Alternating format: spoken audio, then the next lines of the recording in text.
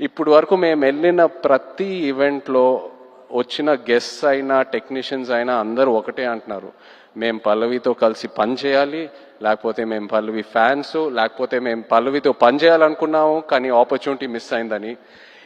ఈ మధ్యకాలంలో ఒక ఆర్టిస్ట్కి ఇంత యునానిమస్ అయిన పాజిటివ్ అవుట్లుక్ నేను ఇప్పటి వరకు చూడలేదు, నాకు తెలిసి ఫ్యూచర్లో కూడా చూడను.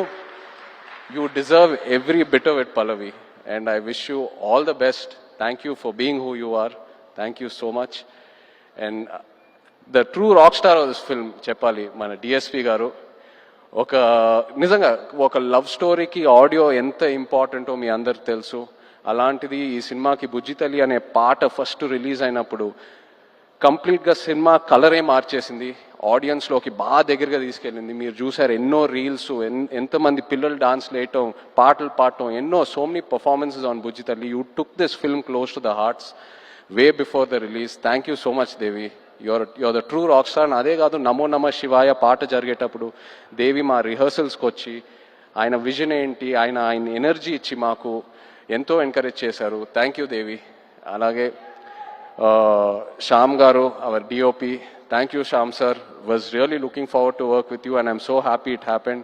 అండ్ నాగేంద్ర గారు మన ఆర్ట్ డైరెక్టర్, థ్యాంక్ యూ అండి. నిజంగా మీ ఇద్దరు కాంబినేషన్ అమేజింగ్. నేను విరూపాక్ష సినిమా చూసినప్పుడు అప్పుడు చందుకు చెప్పాను, శ్యామ్ గారు నాగేంద్ర గారితో పనిచేస్తే బాగుంటుందని. అండ్ ఐఎమ్ సో హ్యాపీ ఈ సినిమా చేశాము, నెక్స్ట్ సినిమా మళ్ళీ ట్రావెల్ అవ్వబోతున్నాము.